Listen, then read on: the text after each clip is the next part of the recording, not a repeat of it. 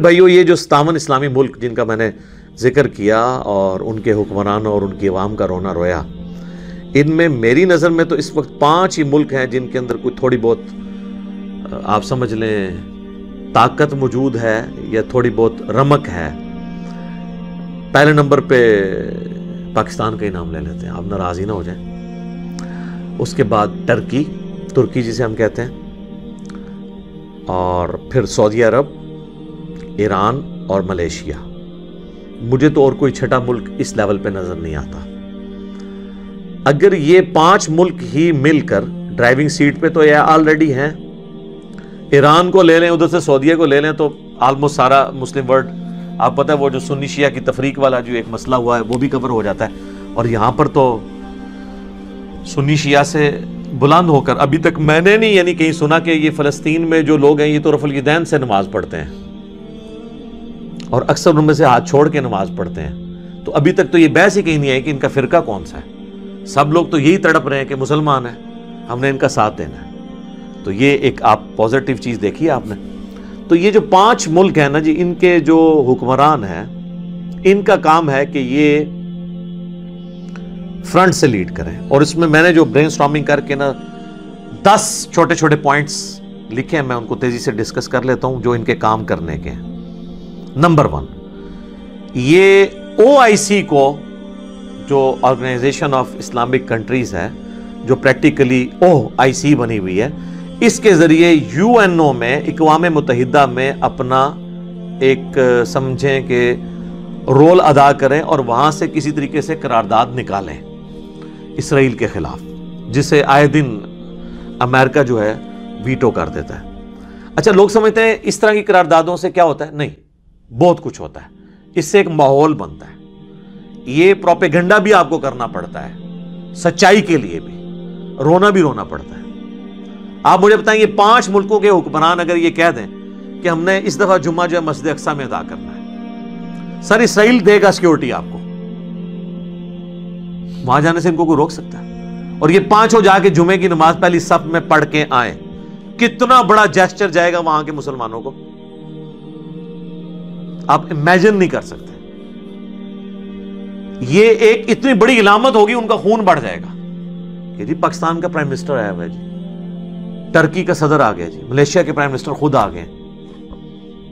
آپ امیجن کر سکتے ہیں؟ یہ ہم ایک جمعے کی نماز وہاں ادا کرنے کے لیے بھی نہیں جا سکتے، ویسے تقریریں یہاں بیٹھ کے تو ساری کر رہے ہیں۔ تو یہ پہلا بڑا کام ہے کرنے کا۔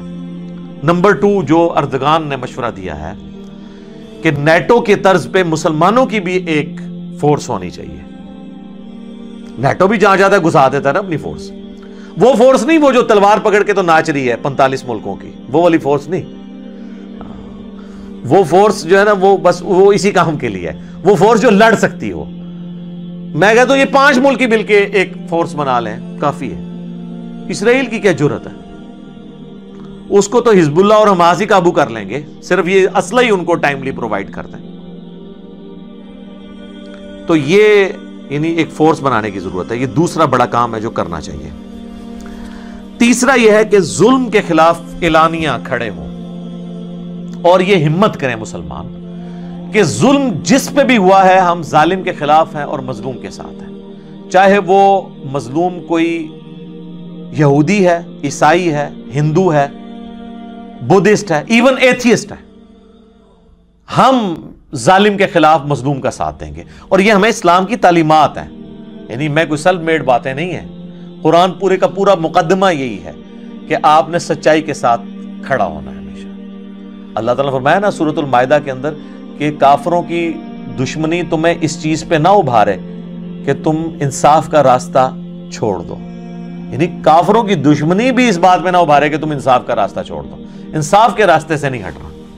اب یہ ایک ٹاپک ہے اس پہ کہ ایک آیات اور احادیث ہیں، لیکن میں اس کو سکپ کرتا ہوں۔ ایک نٹ شیل میں چونکہ میں نے گفتگو کرنی ہے، تو یہ دوسرا جو تیسرا پوائنٹ ہے کہ ظلم کے خلاف کھڑے ہوں اور ہمت کریں۔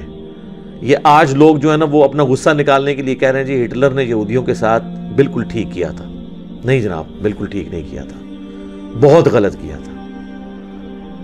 ہٹلر نے وہی دشمنی نبھائی جو آج کل مسلمانوں کو یورپ اور امریکہ میں 9/11 کے بعد سامنا کرنا پڑ رہا ہے فنڈامنٹلسٹ ہونے کا۔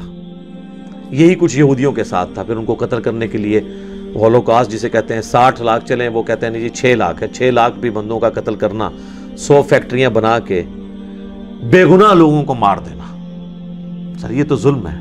ہٹلر کی کوئی تعریف نہ کرے، وہ تاریخ کے چند بڑے ظالم لوگوں میں سے ہیں، ہم اس کو بھی کنڈیم کرتے ہیں، اور ہٹلر کی باقیات، یہ یہودی بھی وہی کام کر رہے ہیں جو ہٹلر نے ان کے ساتھ کیا تھا۔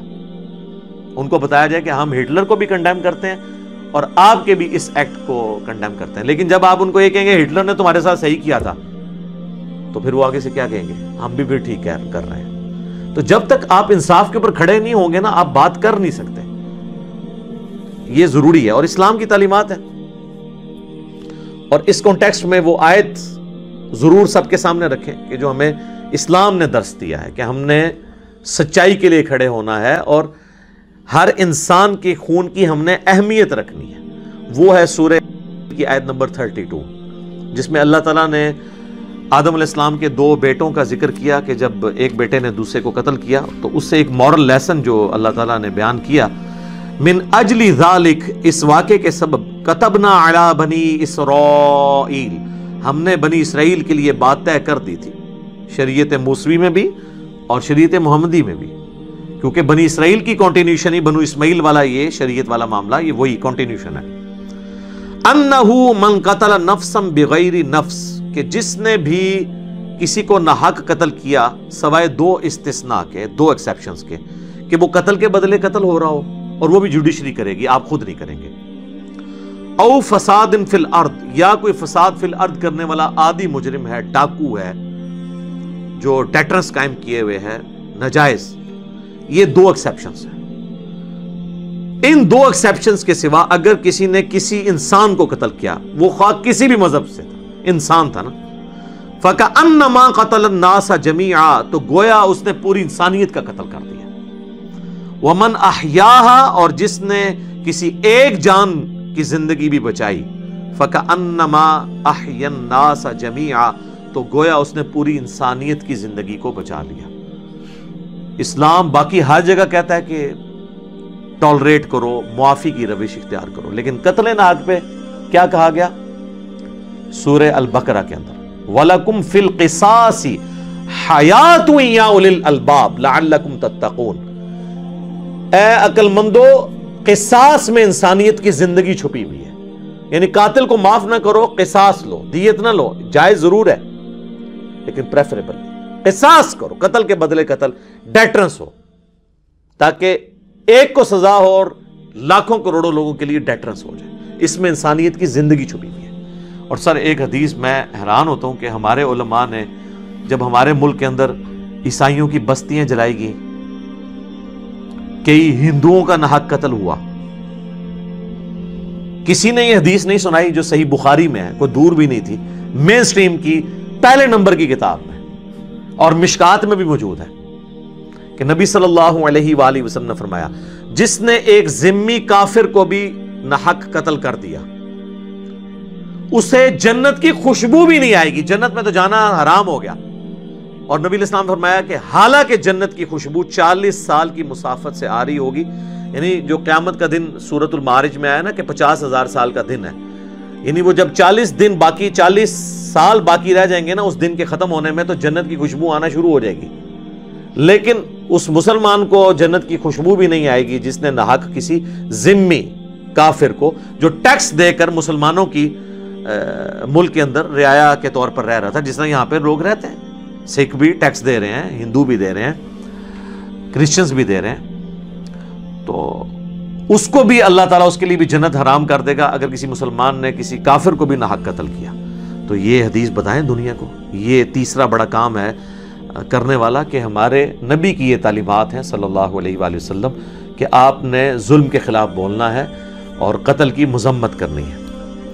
چوتھا کام یہ ہے کہ OIC جو ہے نا، یہ صرف اس طرح کے موقعوں پر سامنے نہ آئے بلکہ سالانہ OIC کی ایک بین المذاہب کانفرنس ہونی چاہیے جس میں سارے مذاہب کے بڑے بڑے لوگ شریک ہوں، یعنی ویٹیکن سٹی سے پوپ کو بلایا جائے، کرسچنز کی طرف سے، مسلمانوں کی طرف سے امام کعبہ شریک ہو، جوز کی طرف سے یروشلم میں جو بڑے ان کے کوئی پادری ہیں ان کو بلایا جائے. اسی طریقے سے بدھسٹ ان کی بھی وہاں پر یعنی نمائندگی ہو، ہندوؤں کی نمائندگی ہو، اور وہاں پہ بتایا جائے کہ تمام دنیا کے ریلیجن جو ہیں وہ پیس کی بات کرتے ہیں، اور یہ جو چند ایک لوگ ہر جگہ خبتی قسم کے موجود ہیں جو اس مذہب کی بدنامی کا باعث بنے ہوئے ہیں، یہ اس مذہب کی ریپریزنٹیشن نہیں ہے. یہ کام کرنے کی ضرورت ہے. 5واں، دہشت گردی سے اعلان برات کریں جی سب لوگ، سارے مذاہب کے ماننے والی عوام بھی اور ان کے حکمران بھی. یہ کام کرنا ضروری ہے. میں یہ نہیں کہتا کہ آپ اس کا روٹ کاز انالیسز نہ کریں کہ ناانصافی کی وجوہات کیا ہیں، وہ بھی تلاش کریں اور آپ اس کی مذمت کریں، اور ساتھ ساتھ یہ کہیں کہ اگر کسی کو حق نہیں مل رہا تو اس کا یہ مقصد نہیں کہ وہ قانون ہاتھ میں لے، بلکہ ایک پراپر طریقے سے جو جد و جہد کرنے کا طریقہ ہے اس کے طریقے سے چلیں، اور ایک پولیٹیکل سٹرگل کے ذریعے معاملات کو لے کر چلیں. 6ٹھی چیز، مسلمان ملک جو ہیں وہ اکثر آپ کو حکمران جو ہے نا اپنی بزدلی کو چھپانے کے لیے نا آپ کو کبھی میثاق مدینہ، کبھی صلح حدیبیہ یہ سناتے رہتے ہیں. یہ 2 ہی ان کے لیے چیزیں رہ گئی ہیں. ان سے کہیں کہ ایک تیسری چیز تھی، وہ تھی مواخات، جو نبی علیہ السلام نے ایک مہاجر اور ایک انصار کو بھائی بنایا تھا. حتیٰ کہ اگر کسی انصاری کی 2 بیویاں تھیں نا تو اس نے مہاجر بھائی سے کہا کہ بھئی تیرے پاس تو اتنی رقم بھی نہیں کہ تو شادی کر سکے، میں اپنی 2 بیویوں میں سے ایک بیوی پسند کر لے، میں اسے طلاق دے دیتا ہوں. یہ مواخات تھی. ایک انصار اور ایک مہاجر کو بھائی بنایا، کیونکہ مہاجر تو بیچارے لٹے ہوئے آئے تھے، سب کچھ ان کا مکے میں رہ گیا تھا، تو انصار مدینہ نے ان کو. تو سر اس وقت تو انصار مدینہ بہت زیادہ ہے. 57 اسلامی ملک ہے. ٹوٹل آبادی جو ہے نا مسلمانوں کی وہاں پہ 60 لاکھ سے زیادہ نہیں ہے. فلسطین کے اندر وہ سارے پورے اسرائیل کا ایریا ملائے، یہودی ہیں تقریباً 70 لاکھ. 60 لاکھ مسلمان اگر ان 60 ملکوں میں ڈیوائیڈ کریں 1 لاکھ سے زیادہ نہیں ایک حصے میں آتا. کیا فرق پڑتا ہے؟ یہاں تو مسلمانوں میں ایک بندہ اتنا امیر ہے کہ وہ سب کا خرچہ اٹھا سکتا ہے. مواخات کریں، اپنے ملکوں میں ان کو پناہ دیں اگر وہ اپنی سرزمین اس امید پہ ہجرت کر لیں. وہ تو قرآن میں کہا گیا ہے نا کہ اللہ کی زمین وسیع ہے، اگر تمہیں کہیں پر اس دین کے مطابق زندگی گزارنے کا نہیں موقع مل رہا تو وہاں سے ہجرت کر جاؤ. ابراہیم علیہ السلام نے نہیں ہجرت کی یار، ہم ان سے زیادہ ایمان والے ہیں کہ ہمیں ہجرت کرتے ہوئے کہ یہ اسی اپنا ملک کیوں چھوڑ دیں گے. نبی علیہ السلام نے ہجرت نہیں کی. ہجرت کر جائیں، اور مواخات والا جو معاملہ ہے یہ بھی مسلمان حکمران آفر کریں. 7واں کام مسلمان حکمرانوں کا یہ ہے کہ وہ آپس کے اختلافات کو، یہ سنی شیعہ کی بنیاد کے اوپر جو قتل و غارت کا سلسلہ پچھلے 40-50 سالوں میں ہوا، پراکسی وارز ہوئی ہمارے ملکوں کے اندر، یہ ختم کریں. کیونکہ کافر جب آپ کو مارتا ہے تو وہ سنی شیعہ کی تفریق سے بالا تر ہو کے مارتا ہے. بیت المقدس میں سنی بھی نماز پڑھ رہے ہوتے ہیں، شیعہ بھی نماز پڑھ رہے ہوتے ہیں. وہاں پہ یہ کوئی فرق نہیں ہوتا کہ سنیوں کو اجازت ہے تو شیعہ کو نہیں ہے، شیعہ کو اجازت ہے سنیوں کو نہیں ہے. تو آپ اپنے ملکوں میں بھی یہ ہارمونی کریٹ کریں تاکہ آپ غیر مسلموں کو یہ امیج دے سکیں، یہ ایک پیغام خاموش دے سکیں کہ ہم اپنے مسلمان بھائیوں کے ساتھ کھڑے ہوئے ہیں، خواہ وہ آپ کے ملکوں میں ہوں خواہ ہمارے ملکوں میں ہوں، ہم کو ایگزسٹ کریں گے اپنے تمام اختلافات کے باوجود. تو یہ کام کرنے کا اتحاد امت آپ اسے کہہ لیں. 8واں کام مسلمان حکمرانوں کا یہ ہے کہ یہاں پر نظام مصطفیٰ کو قائم کریں. جو ہمارے پرائم منسٹر صاحب بھی ریاست مدینہ کی بات کرتے ہیں تو پریکٹیکلی ریاست مدینہ بنائیں، ورنہ جو اللہ کی طرف سے عذاب کا کوڑا ہے نا جی وہ ٹلنا کوئی نہیں ہے. یاد رکھیے گا، جسم میں جب خرابی ہوتی ہے نا، پھوڑا جسم میں کسی بھی جگہ نکل سکتا ہے. اگر کسی کے پیٹ پہ پھوڑا نکلا ہے تو یہ ضروری نہیں ہے کہ وہ پیٹ کی خرابی کی وجہ سے نکلا ہے. بعض اوقات معدہ خراب ہوتا ہے تو زبان پہ چھالا نکل آتا ہے، معدے کے اندر نہیں نکلتا. تو پھوڑا کہیں پہ بھی نکل سکتا ہے. اس لیے اپنے آپ کو درست کریں. جو سورۃ الانفال میں بھی اللہ تعالیٰ نے آیت نمبر 24 سے آنورڈ جو مسلمانوں کو فرمایا نا کہ یہ عذاب صرف وظائف یہ دعائیں کرنے سے نہیں ٹلتے. یا ایھا الذین آمنوا استجیبوا للہ وللرسول، اے ایمان والو پکار پر لبیک کہا کرو اللہ اور اس کے رسول کی، اذا دعاکم جب وہ تمہیں تقاضا کر کے بلائیں، لما یحییکم اس کی طرف جو تمہیں زندگی دینے والی ہے، ہمیشہ کی آخرت کی زندگی. یعنی وہ تقاضا آپ نے سمعنا و اطعنا اطاعت اختیار کرنے کا پورا کرنا ہے. وَاعْلَمُوا اور جان لو ان اللہ یحول بین المرء وقلبی، اللہ تعالیٰ حائل ہو جاتا ہے انسان اور اس کے دل کے درمیان. یعنی اگر اللہ نے مور لگا دی پھر تمہیں بعد میں ہدایت نہیں ملے گی. اگر کسی وقت خیانت کی تو عین ممکن ہے کہ اس کے بعد اللہ مور لگا دے، تم روتے بھی رو دوبارہ ہدایت نہ ملے. اللہم لا تجعلنا منہم ربنا لا تزغ قلوبنا بعد اذ ہدیتنا وہب لنا من لدنک رحمہ انک انت الوہاب. آمین. وانہ الیہ تحشرون، اور یہ کہ تمہیں اس کی طرف جمع ہونا ہے قیامت کے دن.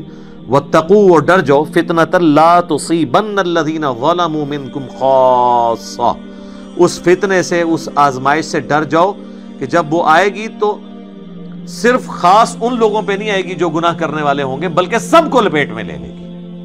ہاں آخرت ڈیفرنٹ ہوگی، لیکن دنیا میں جب عذاب آتا ہے نا، نیک بھی مر جاتا ہے.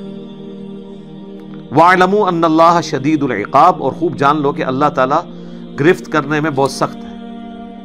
اور پھر یہ تو اکثر ڈاکٹر سلار صاحب کہتے تھے، یہ تو آیت لگتا ہے پاکستان کے بارے میں بھی ہے، جو ہے تو اس وقت مکے کے رہنے والے لوگوں کے بارے میں تھی، مسلمانوں کے بارے میں. وَاذْكُرُوا، اور یاد کرو، اِذْ أَنْتُمْ قَلِيلٌ مُسْتَضْعَفُونَ فِي الْأَرْضِ، کہ زمین میں تم بہت تھوڑے تھے، کمزور تھے. تخافون ان یتخطفکم الناس، ہر وقت ڈرتے رہتے تھے لوگ اچک نہ لے جائیں تمہیں. فآواکم وأیدکم بنصرہ، تو اللہ تعالیٰ نے تمہارے اوپر لطف و کرم فرمایا اور اس نے اپنی طرف سے تمہاری مدد فرمائی. ورزقکم من الطیبات، اور پاکیزہ چیزوں کے ذریعے تمہیں رزق دیا. لعلکم تشکرون، تاکہ تم شکر کرو. پاکستان جب بنا اس وقت یہی حالت تھی نا، ہم کہتے تھے ہندو زیادہ ہیں، سارے ریسورسز ان کے پاس چلے جائیں گے، ہر وقت ڈرتے رہتے تھے. علیحدہ ملک لیا، اللہ نے ہمیں یہ سب کچھ دیا، لیکن وہی کچھ ہوا جو قرآن میں خدشے کا اظہار تھا. یا ایھا الذین آمنوا، اے اہل ایمان، لا تخونوا اللہ والرسول، دیکھو خیانت مت کرو اللہ اور اس کے رسول کے ساتھ. وَتَخُونُوا أَمَانَاتِكُمْ وَأَنْتُمْ تَعْلَمُونَ، اور یہ جو تم نے ایک امانت کا بوجھ اٹھایا تھا، اس میں خیانت مت کرو جبکہ تم یہ جانتے بھی ہو کہ تم یہ خیانت کر رہے ہو. وَاعْلَمُوا أَنَّمَا أَمْوَالُكُمْ وَأَوْلَادُكُمْ فِتْنَةٌ، اور جان لو کہ یہ مال اور اولاد تو سوائے آزمائش کے کچھ نہیں ہے. وَأَنَّ اللَّهَ عِندَهُ أَجْرٌ عَظِيمٌ، اور اللہ کے پاس تو بہت بڑا اجر ہے. یعنی آخرت اورینٹڈ ہو جاؤ، دنیا کی منفیت کی خاطر اللہ اور اس کے رسول کے ساتھ خیانت مت کرو. تو ہم نے پریکٹیکلی کی ہے. اس وقت تو ہمارا نعرہ تھا کہ پاکستان کا مطلب کیا، لا الہ الا اللہ. تو اب وہ پریکٹیکلی ہم نے کتنا اس مطلب کو پورا کیا. اللہ سے ایک نعمت لی لیکن اس کے اندر خیانت ہو گئی. صحابہ کرام نے اس نعمت کی قدر کی لیکن ہم اس طریقے سے قدر نہیں کر سکے. اللہ تعالیٰ ہمارے حال پر رحم فرمائے، ہمیں توفیق دے کہ ہم اس نعمت کی قدر کر سکیں. آمین. اچھا، 9واں کام مسلمان حکمرانوں کے کرنے کا یہ ہے کہ وہ یہ جو این جی اوز ہیں نا، ان کی سرپرستی خود کریں، خصوصاً جو ریلائبل این جی اوز ہیں، جیسے الخدمت فاؤنڈیشن ہے جماعت اسلامی والوں کی، جو ہمیشہ چاہے روہنگیا مسلمانوں کا ایشو ہو، خواہ کشمیر کے مسلمانوں کا ایشو ہو، خواہ فلسطین کے مسلمانوں کا، ہمیشہ سے اس پہ، یا پاکستان کے اندر بھی جب زلزلہ آتا ہے یہ لوگ کرتے ہیں. عیدی فاؤنڈیشن والے ہیں، ان کی سرپرستی کریں. اور یہ جو چندہ ریز ہوتا ہے نا، وہ صحیح جگہ پہ لگ رہا ہے یا نہیں لگ رہا، اس کے اوپر نظر رکھیں. کیونکہ اسی دوران کئی ایک ایسی این جی اوز بھی سامنے آئیں گی جو اس چندے کے اگینسٹ ان کی گاڑیاں اور ان کی کوٹھیاں بن رہی ہوں گی، وہ مستحقین تک نہیں پہنچیں گے.